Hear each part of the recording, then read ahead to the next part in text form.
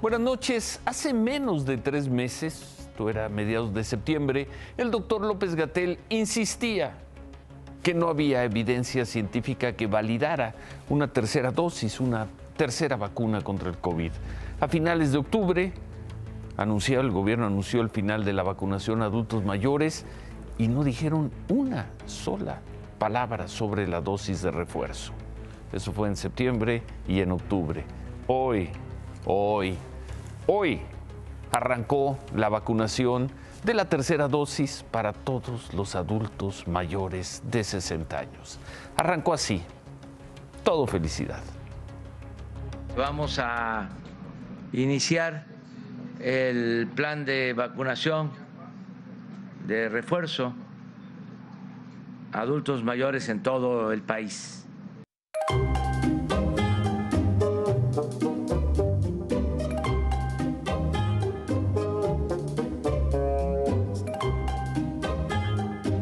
Bueno, pues ahora vamos aquí, nos toca a nosotros.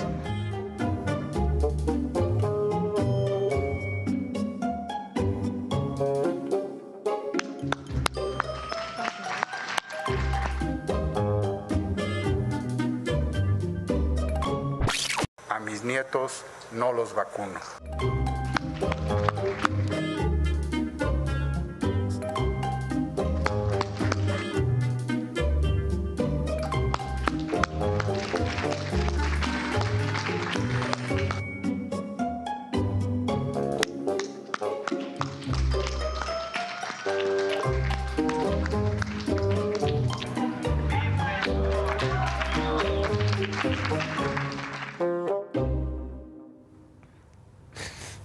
Uno siempre se preguntará qué bueno, antes que nada, qué bueno que México está vacunando ya con la tercera dosis, empezó con adultos mayores, suponemos que esta tercera dosis se va a extender a toda la población, qué bueno que ya se está haciendo, pero queda la pregunta, ¿por qué darle tantas vueltas?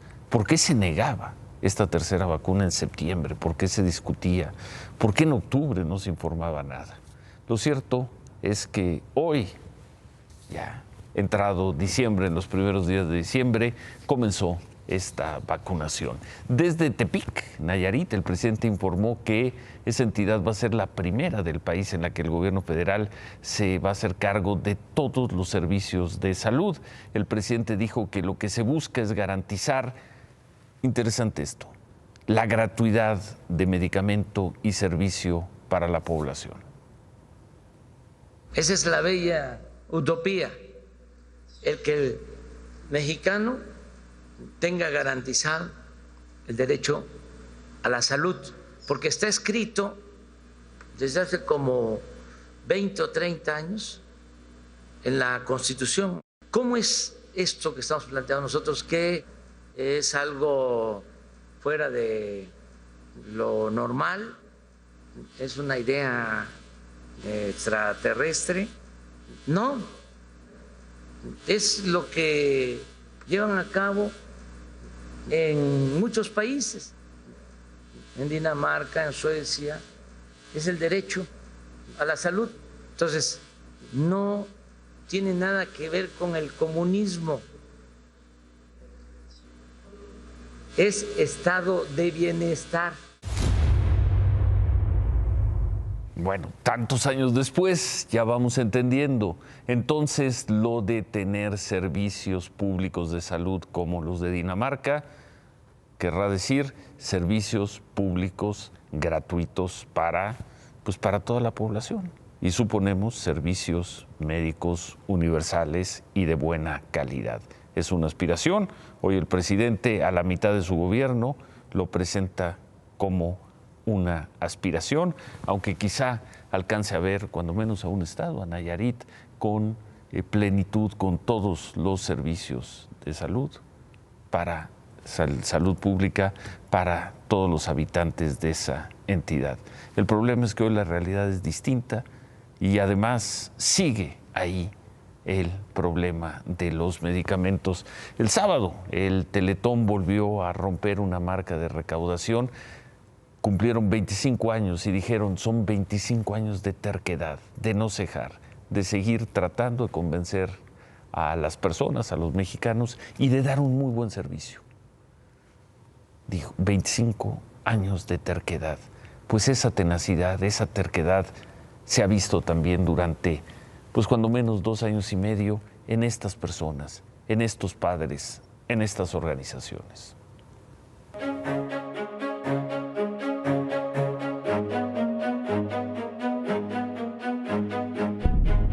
Cada una de estas cartulinas resume cientos, miles de recetas médicas que no se han surtido. En Colima, en Yucatán, en Quintana Roo, en Jalisco. El mismo estado, por cierto, donde estuvo esta mañana el secretario de Salud, Jorge Alcocer, informando de millones de piezas de medicamentos que fueron compradas por el gobierno federal, pero que ellos, padres de niños con cáncer, no han visto en meses en sus hospitales.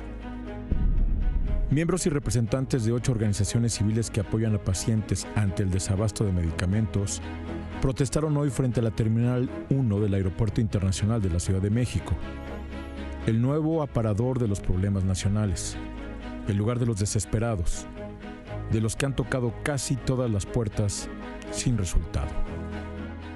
Pero le pedimos al secretario que también muestre cuándo van a llegar estas compras, porque no es lo mismo decir que ya está cubierto el segundo semestre del 2022, cuando al día de hoy, ustedes lo pudieron ver en todas las cartulinas, hay desabasto en muchos de los hospitales de este país.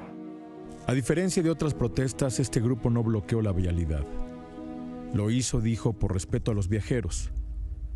Viajeros que hoy no reclamaron, pero tampoco enseñaron solidaridad o empatía. El aeropuerto solo sabe de prisas, y a prisa pasaba la gente a espalda de la manifestación. Así durante 2 horas de plantón, quizá el último del año. De un año en que la necesidad de los padres en los hospitales se transformó en necedad en las calles. Ahí está Mario, que el mes pasado y a sus 71 años de edad bloqueó calles en protesta porque su nieta no tiene medicamentos. Omar, que desde junio se manifiesta en el aeropuerto por la falta de quimioterapias. Israel, que presentó denuncias ante la Fiscalía General de la República por el mismo problema. O Cora y los papás de Veracruz, que gastaron dinero que no tenían para reunirse con autoridades de salud y exigir lo que por derecho se les debe: salud.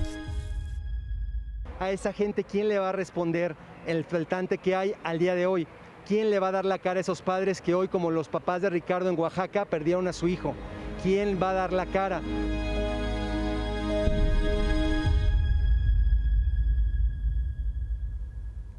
Y pese a las descalificaciones, en alguna ocasión se les dijo que detrás de ellos había intereses golpistas, en alguna ocasión se les dijo que presentaban sus casos como si fuera una telenovela. Ahí está la tenacidad o la necedad de estos padres y de estas organizaciones pidiendo una sola cosa desde hace más de 2 años, una sola: medicinas para sus hijos en los hospitales públicos.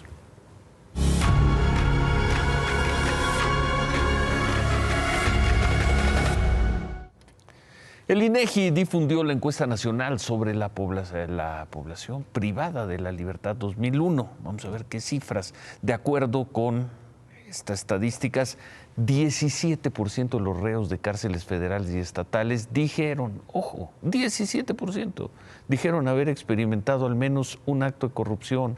34%, es decir, 3 de cada 10, reportó haber sido víctima de algún delito dentro de las cárceles.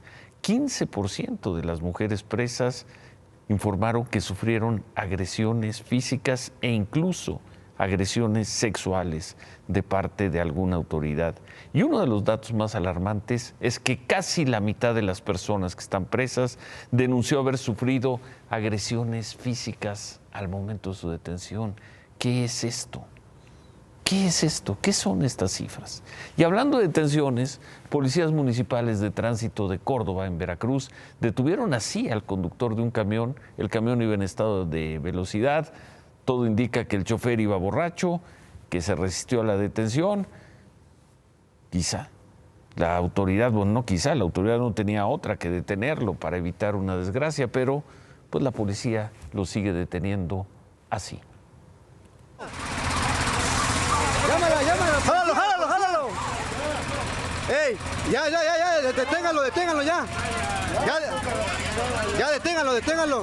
Pero viene pedo, viene borracho el güey. Mami, casi se lleva ya la gente. Sí, pues ahí vi cómo entró el hijo de la chingada. Es del plateado. Viene bien pedo, ¿eh? Sí, viene bien pedo. No mames, güey. No, te pasas, amigo, Te pasas, cabrón, la neta, güey. Y sí se iba, pero otra vez vemos cuáles son los protocolos, cómo lo detienen, lo que le dicen, los apes que le dan, en fin. Este hombre fue llevado al Ministerio Público, el autobús quedó asegurado por la Fiscalía de Veracruz. La organización Impunidad Cero, y hubo varios informes, este es otro, la organización Impunidad Cero presentó su balance sobre cómo están ejerciendo su trabajo las fiscalías y procuradurías estatales en México. Otro informe que no trae buenas cifras.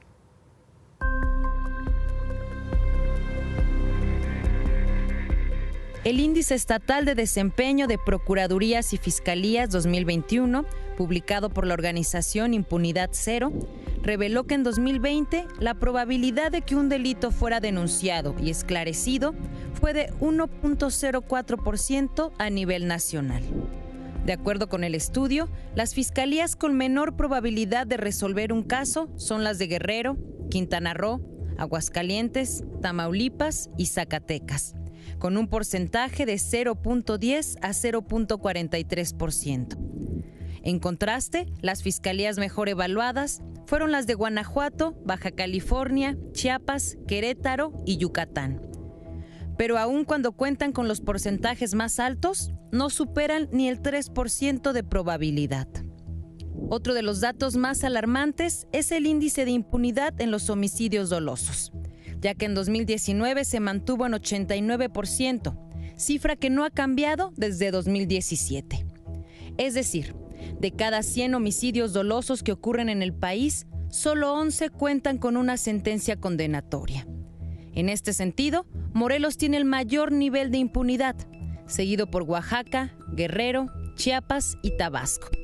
Y aunque a nivel nacional el número de fiscales y agentes del Ministerio Público por cada 100,000 habitantes aumentó 23% de 2016 a 2020, la cantidad de investigaciones iniciadas por las fiscalías disminuyeron 12% de 2019 a 2020. A pesar de todos estos datos desalentadores, el estudio también reveló que la confianza en los ministerios públicos estatales aumentó ligeramente en los últimos años. Pasó de 10% en 2019 a 10.5% el año pasado y 10.9% en 2021.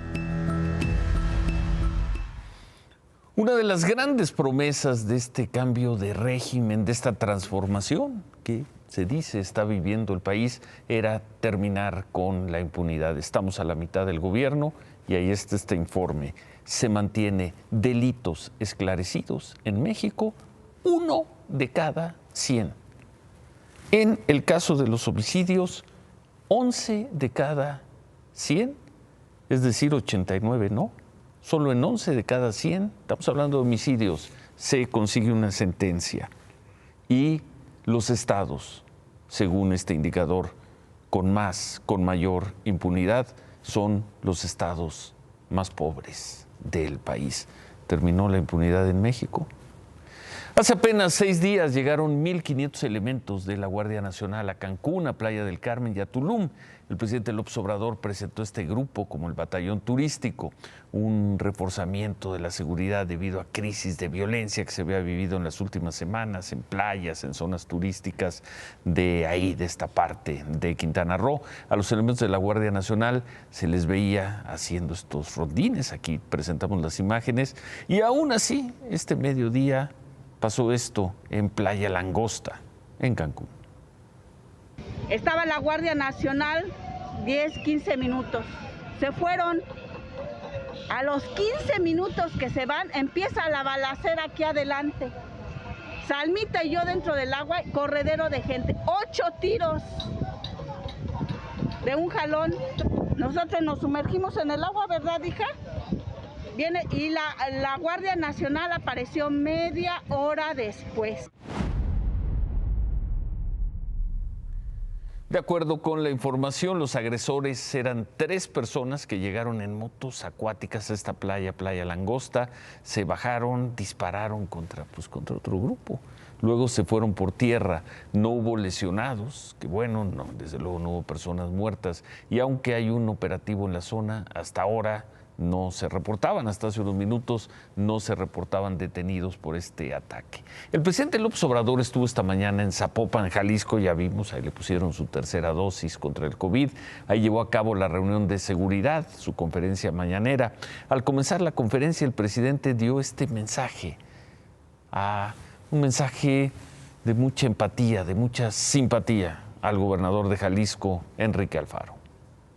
Estar en Jalisco siempre es muy satisfactorio, nos da mucho gusto poder saludar a todo el pueblo de Jalisco, mujeres, hombres, y estar aquí con el gobernador de Jalisco, Enrique Alfaro, con el que llevamos buena relación.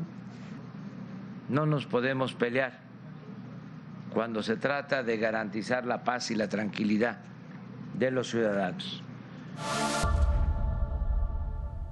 Palabras que fueron correspondidas. Bueno, presidente, primero bienvenido a Jalisco, a su casa, a todo el gabinete que lo acompaña. Es siempre un gran honor recibirlo. Nos da mucho gusto poder tener esta dinámica de trabajo que, a diferencia de lo que antes sucedía cuando venía un presidente de México a visitar un estado, en donde lo que había eran protocolos y actos ceremoniales, hoy lo que hay son reuniones de trabajo, la posibilidad de hablarnos de frente, las cosas con claridad, entender en dónde estamos, en la agenda de trabajo de seguridad. Lo que tengo que expresar, presidente, nuestro agradecimiento porque ha habido solidaridad. No fue fácil el inicio del gobierno fue muy duro. En materia de seguridad vivimos momentos difíciles en estos 3 años en los que siempre ha habido una respuesta positiva a nuestros planteamientos, y pues simplemente expresarle al señor presidente que vamos a seguir trabajando con todo lo que tengamos, con nuestro mejor esfuerzo para recuperar la paz y la tranquilidad de Jalisco. Y como suele suceder en estas reuniones, se presentaron cifras, y las cifras pues casi siempre son buenas para el Estado. Hoy se informó que en Jalisco se ha reducido la violencia en los últimos 3 años. Tomamos un par de datos. Se informó que hace 3 años se registraban 23.6 homicidios dolosos y ahora son 22.9. Pues sí, una mejoría, pero es significativa. Y que la incidencia delictiva, número de delitos enero-octubre del 2018, ahí la tienen, y fue en el 2021, en ese periodo fue menor, bajo.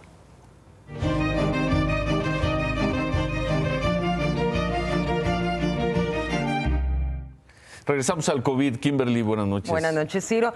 Y ya veíamos justamente al inicio del programa que hoy comenzó la aplicación de la vacuna de refuerzo contra COVID-19 para los adultos mayores de 60 años. En la Ciudad de México le tocó a los residentes de la alcaldía Tlalpan. Una de las sedes, el Censis de la Marina, incluso se dispuso a vacunar a adultos que fueron vacunados en el extranjero con una sola dosis de Johnson & Johnson. Los van a estar vacunando con las dosis de AstraZeneca. Además de la Ciudad de México, también comenzó la vacunación de adultos mayores, esta dosis de refuerzo, en los estados de Chiapas, Jalisco, Oaxaca, Sinaloa y Yucatán. Por ahora solo le toca tercera dosis a los adultos que se hayan vacunado antes de junio. No necesitan registrarse, solo presentarse en los puntos de vacunación con su identificación oficial. Y anoche lo decíamos que las vacunas de refuerzos para adultos mayores van a ser con dosis de AstraZeneca, sin importar la vacuna que hayan recibido anteriormente. ¿Qué es lo que dicen los científicos? Esto es lo que sabemos sobre combinar las vacunas. La semana pasada, la revista The Lancet publicó un estudio comparando los efectos de 7 vacunas, entre ellas AstraZeneca, al ser usadas como refuerzo para personas con esquema de AstraZeneca o Pfizer. Según los autores del artículo, este estudio demostró que todas las vacunas analizadas, incluyendo AstraZeneca, tienen potencial para aumentar la inmunidad y no presentan efectos secundarios graves. La Agencia Europea de Medicamentos y el Centro Europeo para la Prevención y el Control Control de las Enfermedades actualizaron hoy sus recomendaciones sobre vacunación para COVID-19. Aseguran que se pueden combinar y mezclar vacunas de tipos diferentes, tanto en segundas dosis como en refuerzos. Según lo informado por estas agencias europeas, se producen buenos niveles de anticuerpos al mezclar una vacuna de vector viral, como son CanSino, AstraZeneca, Sputnik V, Sinovac y Johnson & Johnson, con una de ARN mensajero como Pfizer y Moderna. La recomendación emitida para los países europeos es que después de un esquema de vacunación de vector viral, se apliquen refuerzos con vacunas como Pfizer o Moderna, ya que producirían más inmunidad que con vacunas de vector viral. Sin embargo, aseguran que las vacunas de vector viral pueden usarse como segunda dosis o dosis de refuerzo en caso de tener poca disponibilidad de vacunas. Todo bien entonces con AstraZeneca. Todo perfecto y se pueden combinar las vacunas con para esta dosis de refuerzo. Qué sí, bueno. Es correcto. Qué bueno, qué bueno. Afortunadamente, hoy el encargado de la pandemia en Estados Unidos, Anthony Fauci, y también el director de emergencias de la OMS, Michael Ryan, coincidieron sobre la severidad de Omicron. En conferencias separadas, ambos aseguraron que esta variante sí es más transmisible, pero las evidencias recabadas hasta este momento muestran que es menos severa. Buenas noticias, ojalá que así sea. A fin de cuentas son buenas noticias, que es más transmisible, sí, pero si es menos severa, significa que no habrá más gente en los hospitales y que desde luego no habrá más personas muertas. Habrá algunas, de todos modos, no crecerá. A intensificar la vacunación. Es una gran noticia. Está bueno.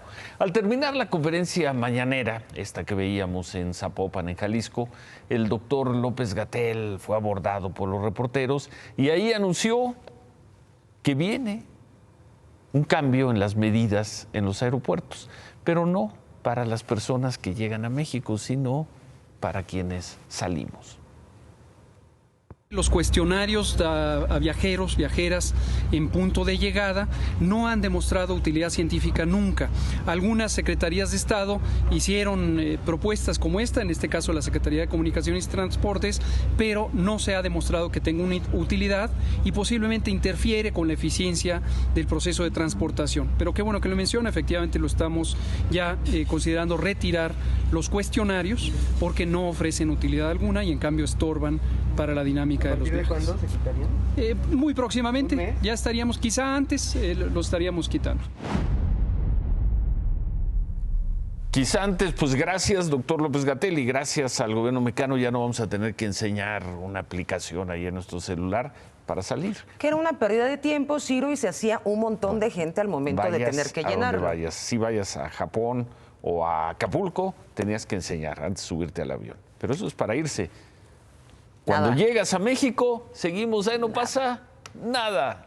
Y no nos va a pasar. Protegen los amuletos y nos protege no va la a pasar. raza. Ni cuando todo el mundo cerró, dos países en el algo. mundo, dos países, lo vimos aquí creo que el viernes o el lunes. Colombia, fue el viernes, Colombia y México, los dos únicos países en el mundo que no piden nada para entrar en COVID.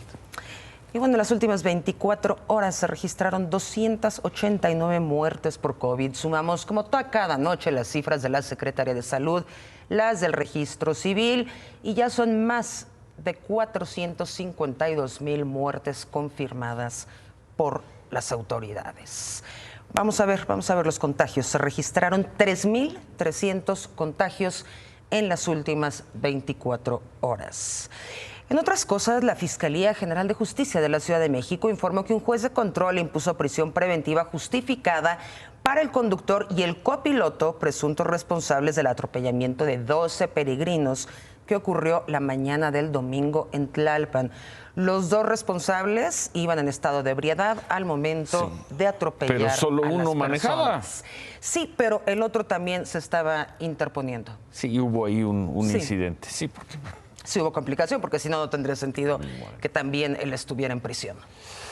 La defensa de Emilio Lozoya, exdirector de Pemex, solicitó por 7ª ocasión, una prórroga en la investigación de los casos Odebrecht y agronitrogenados. Piden ahora 2 meses, 60 días, para recabar pruebas a favor del señor Lozoya.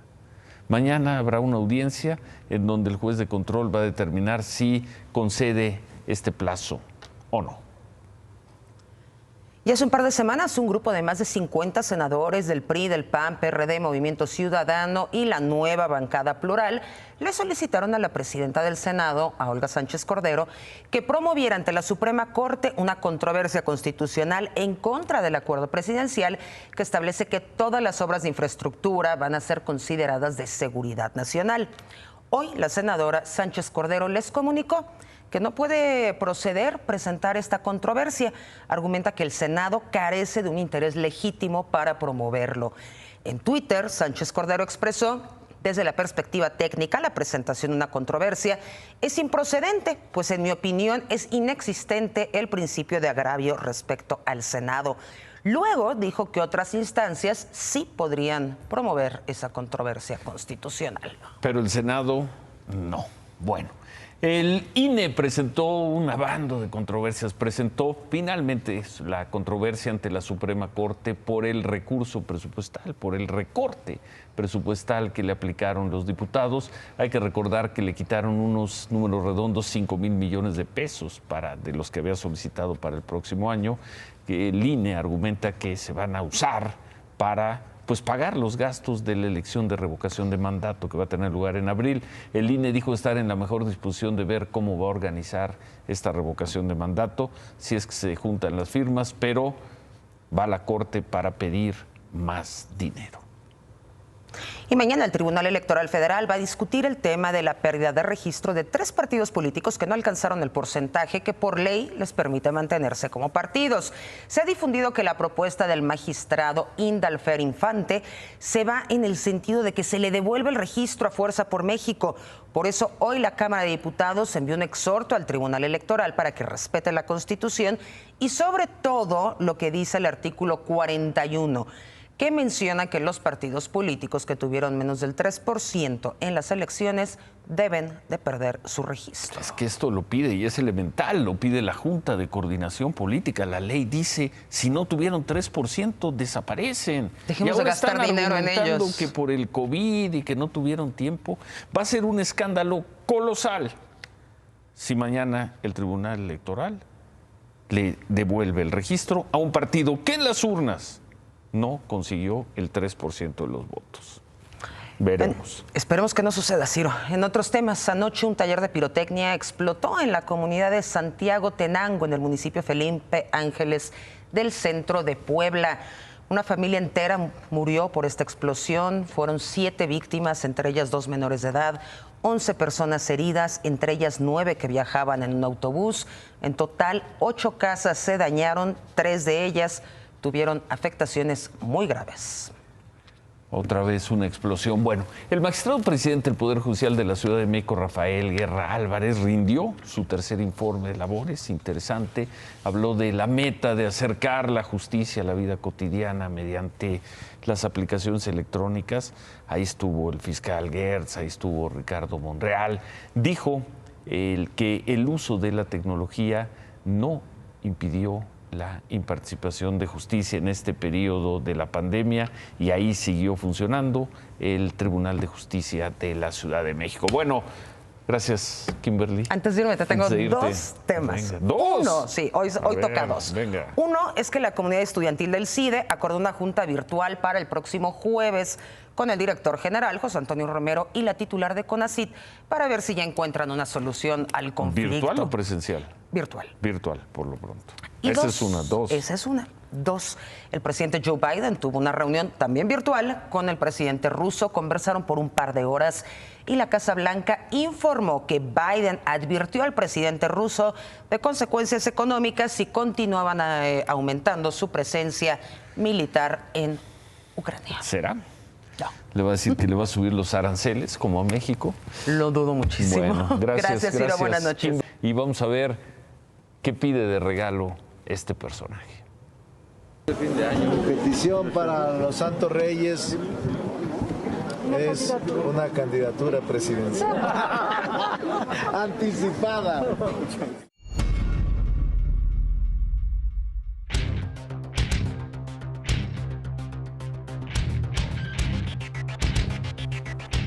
David, Ciro, buenas noches. A mí me encanta decir, se los dije. No. Hace un año todo el mundo especulaba, le van a quitar el grado de inversión a México, no va a tener grado de inversión.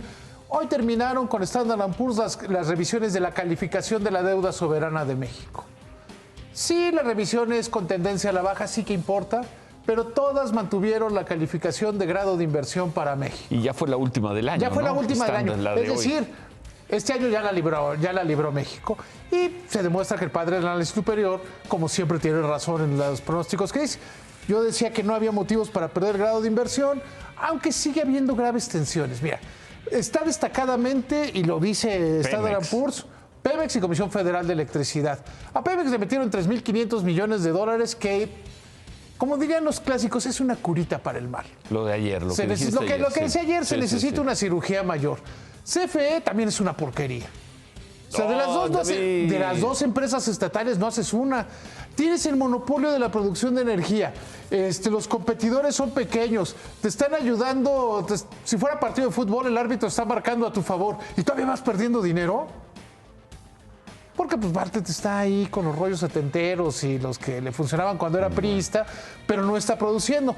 Yo esperaría que sí, la Secretaría de Hacienda haga un cambio en la administración de Pemex y que la vuelvan más productiva, que la vuelvan más eficiente y más eficaz. Esperaría. Es un deseo navideño. De próximo año. Es un deseo navideño que no se va a cumplir. Bueno. Entonces, disminuye la presión sobre la deuda soberana, sobre la deuda de las empresas mexicanas. Yo creo que es al final del día una buena administración de las finanzas públicas. Y con eso nos quedamos. Sí, y me imagino con qué vas a rematar, con otra buena. Mándalo todo el remate. Con una noticia que debe tener muy contento también al gobierno, pero música. Remátala, David. Pues mira, tiene más contento a los de Constellation Brands. ¿Se acuerdan que en Mexicali se iba a construir una planta de cerveza de Constellation Brands y que hicieron una consulta chafa, que el agua, que no sé qué, y que la inversión se había perdido? Y que el gobierno dijo, no, el presidente dijo, no, váyanse al sur, ahí está más bonito, y etcétera, etcétera, etcétera. Hoy informa la cervecera que sí está considerándola hacer con menos inversión, 1.300 millones de dólares. Habrá que ver cuánto le costó al gobierno, tanto federal como estatal, llevarse esa inversión, mantener la inversión y llevársela al sur-sureste del país. Bueno, Javier. Ciro, después de la pausa, ayer un relajo la venta de boletos, hasta balazos. Hoy vamos a revisar qué pasó en el Estadio Jalisco, qué dice la gente. Volvemos con eso. Volvemos con eso y decíamos que hoy hubo un tercer indicador, un tercer informe duro para México. Y dejamos nada más la pregunta, antes de ver los resultados. ¿Es México menos desigual? ¿Es un país donde hay menos desigualdad que hace 3 años? ¿Usted considera que sí, que no? Vamos a ver los datos. Volvemos.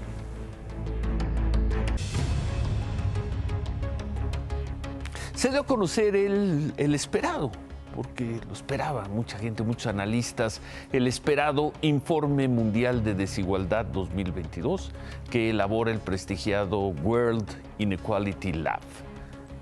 No hay buenos números para México. México sigue siendo uno de los países más desiguales del planeta. Solo 2 datos, el informe es muy amplio. 2 datos. 1, el 10% de la población concentra el 78% de la riqueza de todos los mexicanos. Repito, 10% de personas concentran el 78% de la riqueza del país. 10%. Otro dato, la mitad de los mexicanos, los que tienen ingresos, los que reciben remesas, la mitad de los mexicanos sobreviven con un ingreso del orden de los 6,000 pesos mensuales. Es decir, la mitad de los mexicanos sobreviven con unos 200 pesos diarios. No son buenos números. Ciertamente la redistribución de la riqueza es un proceso que toma tiempo, a veces toma generaciones, pero en este informe, el de este año, no hay un indicador, así sea diminuto, de que en estos 3 años México sea un país menos desigual. Son los datos, son los números. Se quedan con ¿Qué importa? Gracias, buenas noches, ánimo.